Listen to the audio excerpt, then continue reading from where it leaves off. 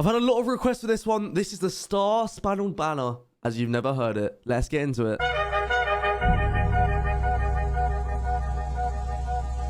There was a lawyer once. His name was Francis Scott Key. He penned a song that I'm sure you're aware of. You've seen it. It's in most hymnals throughout our churches. It's called the National Anthem. It is our song as an American. We go, however, to a ball game. We stand in our church services and we sing the words of that song, and they float over our minds and our lips, and we don't even realize what we're singing. Most of us have memorized it as a child. So just really quickly, do you actually sing this song at every soccer game, every baseball game, every football game? Because every football or soccer game for us in the UK, we don't sing the English national anthem at every single game. So is that something you Americans do? I guess it just shows you're proud of your country if you are. I respect it. But we've never really thought about what it means. Let me tell you a story. Francis Scott Key was a lawyer in Baltimore. The colonies were engaged in vicious conflict with the mother country, Britain. Because of this conflict and the protractedness of it, they had accumulated prisoners on both sides. The American colonies had prisoners and the British had prisoners. And the American government initiated a move. They went to the British and they said, let us negotiate for the release of these prisoners. Wow. They said, we want to send a man out to discuss this with you. They were holding the American prisoners in boats about 1,000 yards offshore. Jeez. And they said, we want to send a man by the name of Francis Scott Key. He will come out and negotiate to see if we can make a mutual exchange. On the appointed day in a rowboat, he went out to this boat and he negotiated with the British officials. And they reached a conclusion that men could be exchanged on a one-for-one basis. Francis Scott Key, jubilant with the fact that he'd been successful, went down below in the boats, and what he... I just want to say, I think it's so crazy how back in these times, there were still lawyers and people negotiating for shit. And it's also crazy to think about how back in the day, generally, there were slaves in England and America, two countries that, in my opinion, seem closest together out of any other countries. What am I trying to say? Loyalness? I don't know. Had war basically back in the day. It's crazy. Found was a cargo hold full of humanity, men. Mate, that's so fucked. And he said, men, I've got news for you tonight. You're free. He said, tonight I have negotiated successfully your return to the colonies. He said, you'll be taken out of this boat, out of this filth, out of your chains. Jesus.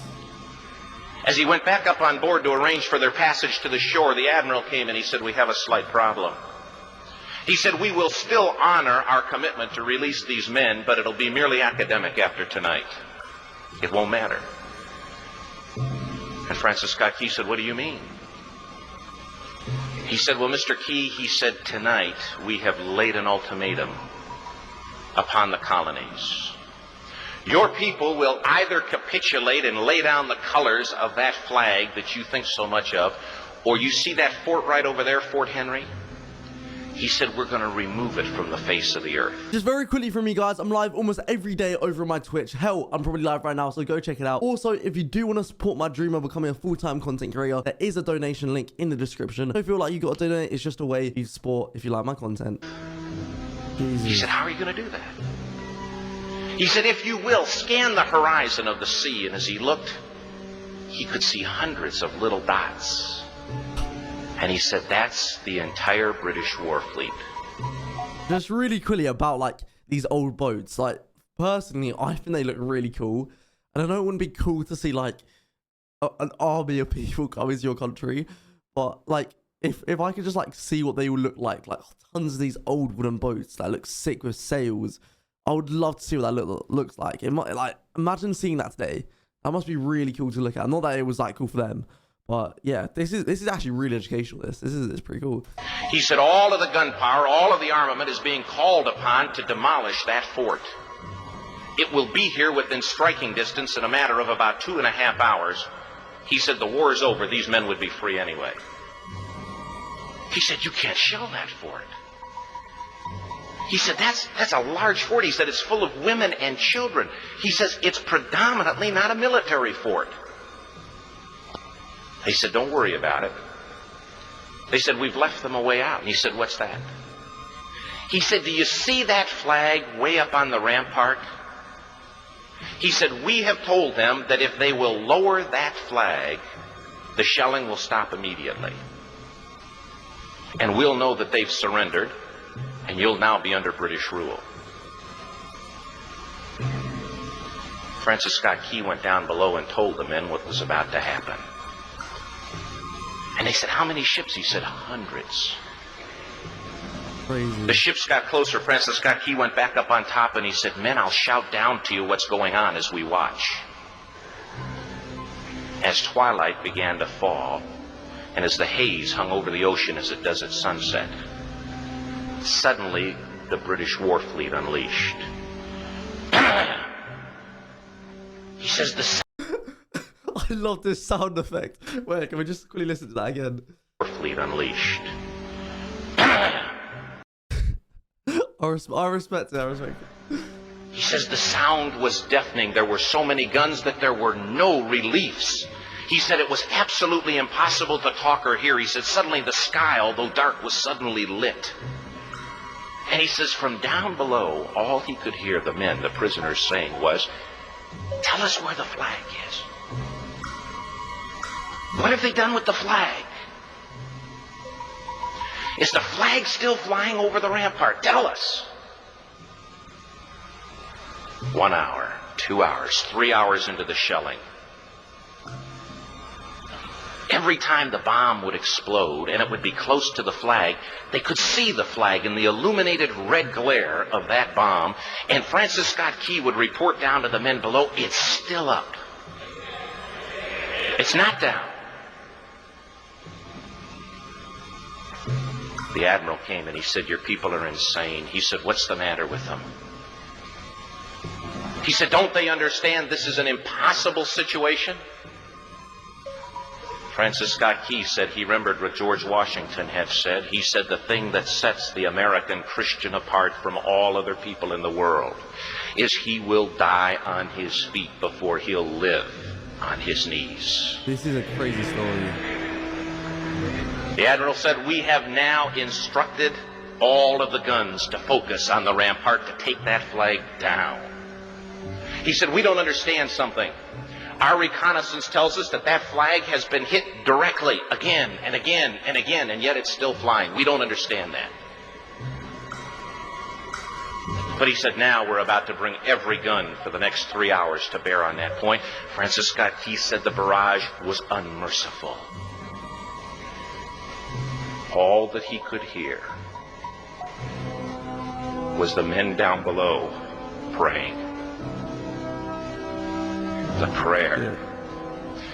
God, keep that flag flying where we last saw it. The sunrise came. He said there was a heavy mist hanging over the land, but the rampart was tall enough. There stood the flag, completely nondescript, in shreds. The flagpole itself was at a crazy angle, but the flag was still at the top. Francis Scott Key went aboard and immediately went into Fort Henry to see what had happened. And what he'd found had happened was that that flagpole and that flag had suffered repetitious direct hits. And when hit had fallen, but men, fathers, who knew what it meant for that flag to be on the ground, although knowing that all of the British guns were trained on it, walked over and held it up humanly until they died. Their bodies were removed and others took their place. Francis Scott Key said what held that flagpole in place at that unusual angle were patriots' bodies. He penned the song, "Oh, say can you see by the dawn's early light what so proudly we hailed at the twilight's last gleaming? or the rocket's red glare, the bombs bursting in air, gave proof through the night that the flag was still there.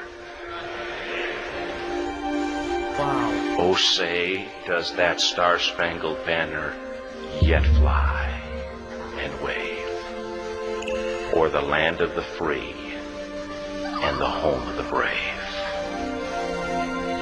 The debt was demanded. The price, it was paid. Oh, say, can you see by the dawn's early light what so proudly we hailed at the twilight's last gleaming, whose broad stripes and bright stars through the perilous fight o'er the ramparts we watched were so gallantly streaming, and the rockets red glare, the bombs bursting in air, gave proof through the night that our flag was still there. I hate to interrupt you during the song, but like generally I had no idea about this whole meaning behind it, and it truly is quite special. It's I'm honestly like in a way it made me emotional. It's actually crazy, like, and like I'm lost for words. I generally don't know what to say.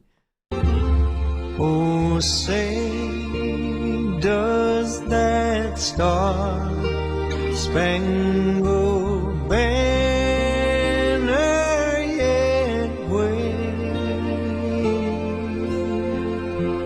o'er the land of the free and the home of the brave? Oh, say, does that star-spangled banner yet wave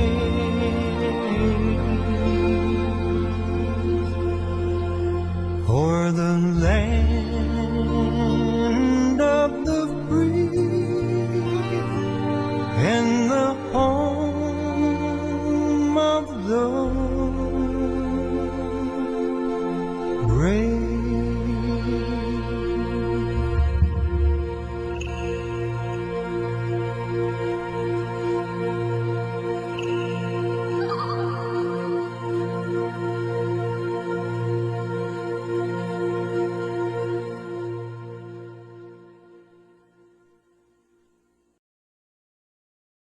I honestly am lost for words. I've got nothing to say but wow. Like generally nothing but wow.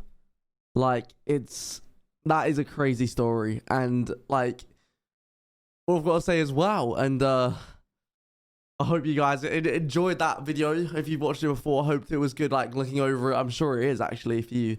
But guys, if you do enjoy my content, please consider subscribing, and I'll see you in the next video. And I'm gonna say what a great video, and I'll see you in the next one.